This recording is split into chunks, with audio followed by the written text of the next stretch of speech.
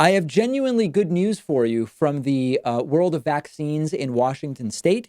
This is a loss for the anti-vax movement, which is a win for society and for children who can't be vaccinated. Parents will no longer be allowed to get their kids' vaccine exemptions in Washington state for so-called personal or philosophical reasons. This is for the MMR vaccine if their kids are going to go to daycare or to school.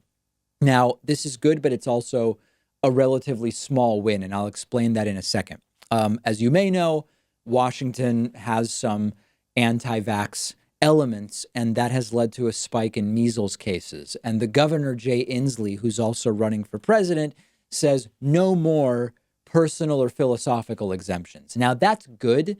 The problem is most of the exemptions that people are getting in Washington are religious exemptions. Those are still available. Of course, medical exemptions are in place as well, and those are the only ones that we actually need.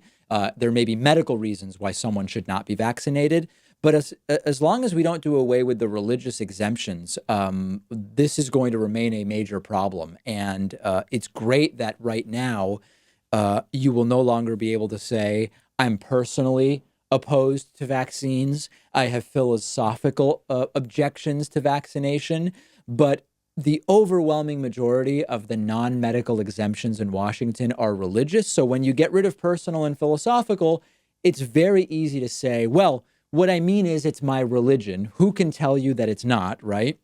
And more importantly, something like 95 or 96, maybe even 98% of the non-medical exemptions are religious to begin with. So we've got to deal with this.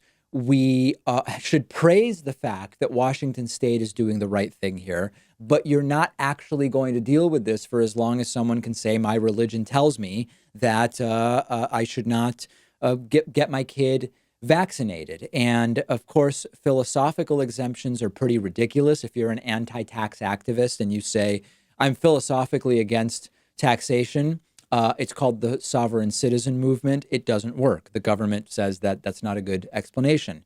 If you say you're philosophically exempt from stop signs are necessary and good for society, I don't think you're allowed to get away with that.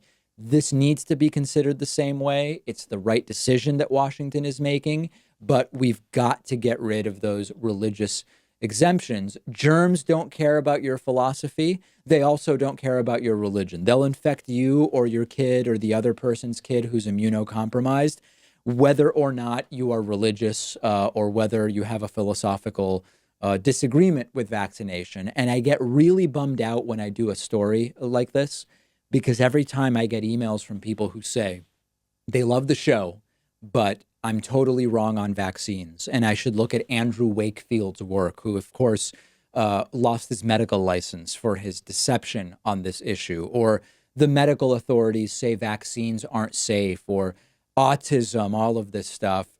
It's truly and deeply depressing to me that even people in our audience who are mostly informed about what's going on have fallen hook, line, and sinker for the anti-vaccine movement. Depressing, but a small win, if nothing else, in Washington state.